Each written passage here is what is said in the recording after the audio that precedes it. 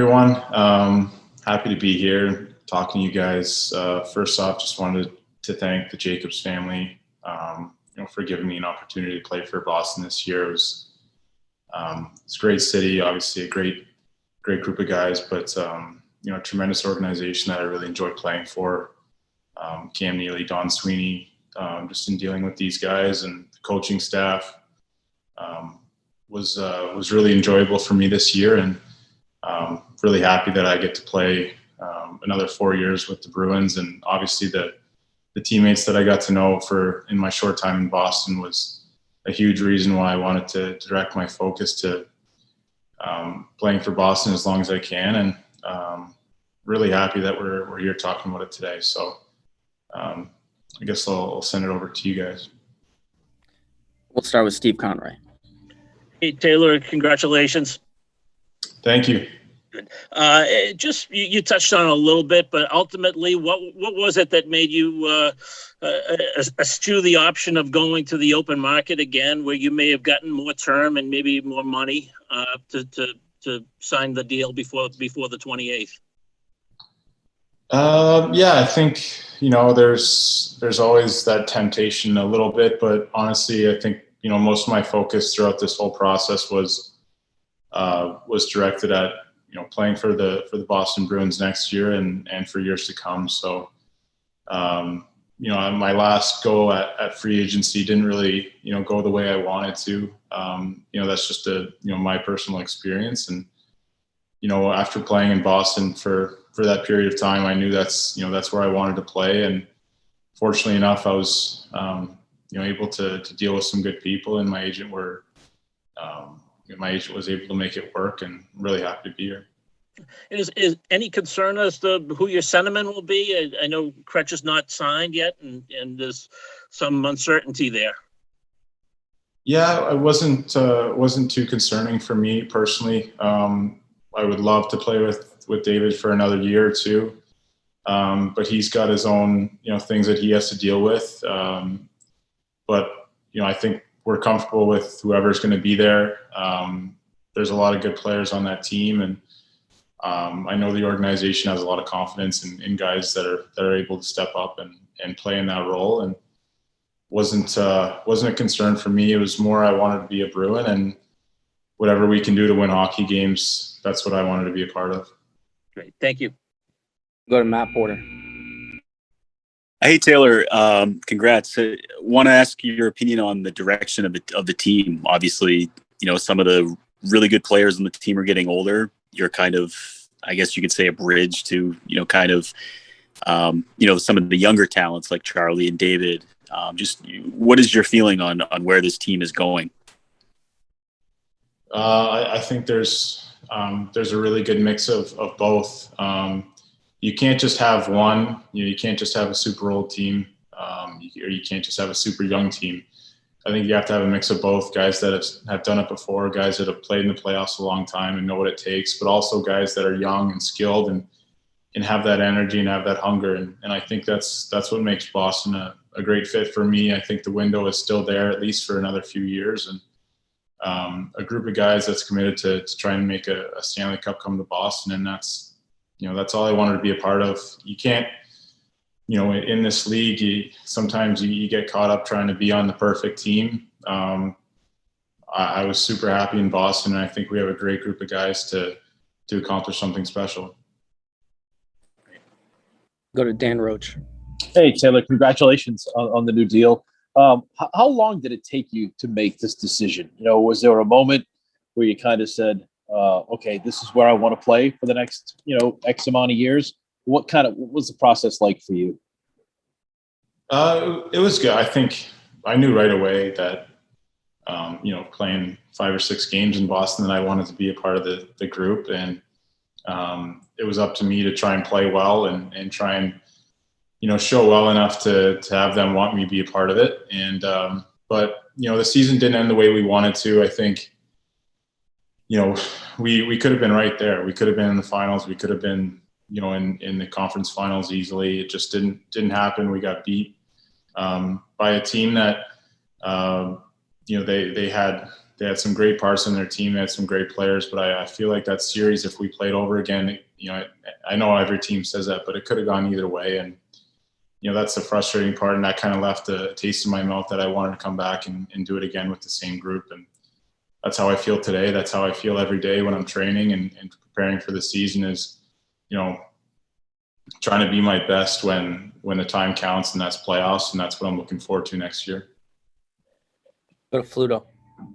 Hi, Taylor. Congratulations. I'm wondering, just when you come in from Buffalo, you're trying to fit in and trying to feel your way onto a team and figure out the room and everything. But after having the 20 plus games, where do you think you'd like to come into camp in September, just in terms of presence, in terms of personality, in terms of role? Do you see that being different now that you've got these games under your belt with the team? That's a good question. I don't see it being different.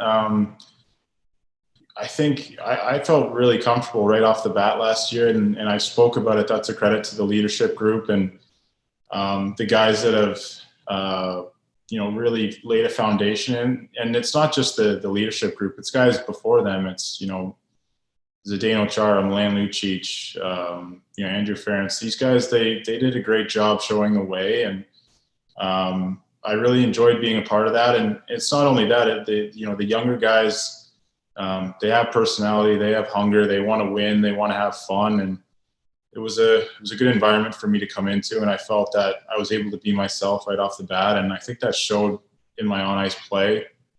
Been on 4 teams in the last 2 seasons. So I've been in a few dressing rooms. You can tell right away when you walk in what the vibe is. And I really enjoyed the vibe in Boston. Go to Connor Ryan. Hey, Taylor. Once again, congrats. I know you were able to spend a few months here in Boston, but looking ahead to next year, how much are you looking forward to maybe a bit more of a return to normalcy in terms of more regular schedule, kind of more relaxed off-ice measures and all those things that maybe let you settle in a bit more with your team going forward? That's going to be great. Full 82 game schedule where we play every team. We go to different cities. We're able to get together as a group of guys off the ice and enjoy ourselves. And that was a tough season for, in many different ways. And, it's tough for you guys. It was tough for coaching staff, the athletic trainers, the equipment guys. It was tough for everyone. So return to normalcy is, I think, what everyone wants in this world. And especially for us hockey players, we have the best job in the world. And the best part, some of the best parts of that job is, going for dinners on the road and getting to know your teammates in a way that you don't really get to know at the rink. So that's going to be awesome.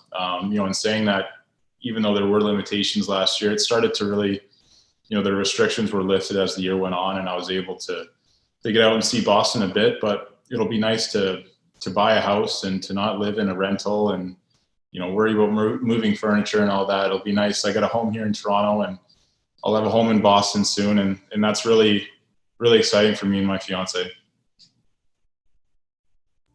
Jimmy Murphy. Hey, Taylor, congratulations on the new deal and being able to stick around here. I'm wondering if you can you were just sort of talking about, your immediate first impression there, but if you can take us back into those days leading into where you thought you might have been dealt and what you were hearing about that Bruins locker room, and if maybe it kind of piqued your interest and made you want to come here. Well, I think the first thing that piqued my interest was in free agency, just talking to Don Sweeney. There was interest there. It just didn't work out. So I feel like Boston was on my radar a little bit. Once things started going south in Boston or in Buffalo a little bit, that's when, my agent and I started talking about, maybe a potential trade and where I would want to go, et cetera. And, Boston was a team that, I think they were looking for, maybe a left winger or someone of my caliber. And I would have liked it to be, sooner than the trade deadline, but they wanted to wait and make sure they had the cap space and all that, which is understandable. And from there, I had a couple teams that were interested in me, and I chose Boston. The biggest reason I chose Boston, I thought there was the best chance to re-sign after the season. And, looking back, that's it seems like a good bet on my part, and I'm really happy to be here talking to you guys. Looking back to, the month of April, I had a lot of uncertainty about my future, and obviously, like you said, the dressing room and the, the atmosphere in the locker room was something that's pretty well known in the NHL circles, and was something that in my career I think I needed and I wanted to be a part of. And just a quick follow-up, we had read there were numerous reports that, you guys seemed to be close to signing throughout the week, but maybe that it was the no trade or no movement that was holding things up. Was that able to be settled? That wasn't really what was holding it up. It was just a couple other things that my agent was going through, but it wasn't anything like that. Once we settled on a number, there was just a couple things that in the contract that held it up, but it wasn't anything to do with no movement or no trade. Last question will go to Kirk Ledecky. Hey, Taylor, congratulations. So tonight's draft night, and 11 years ago, you were in this spot. So if you don't mind, take us back to maybe what you were going through, and then what kind of advice would you have for the young Bruins players that you're going to come into contact with that are just beginning their pro career based on your own experience? Yeah, an incredible night for me and my family. Los Angeles, June 25th. I had a lot of uncertainty with.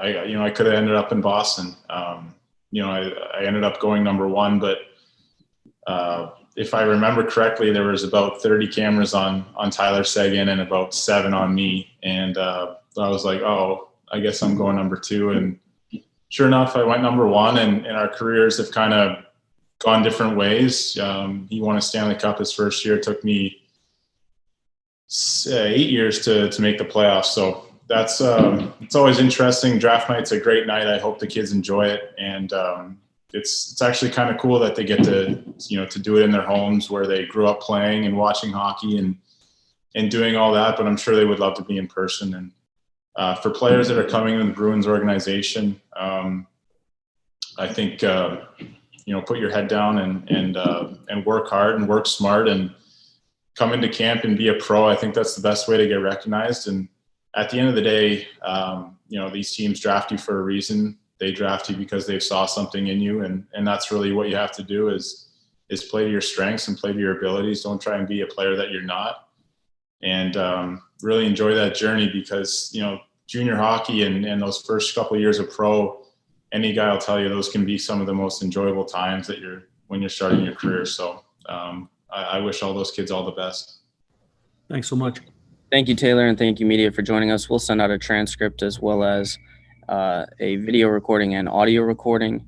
And later on tonight, we'll have availability with a draft pick as well as general manager Don Sweeney on this same exact link. So we'll see you guys later. Thank you, Taylor.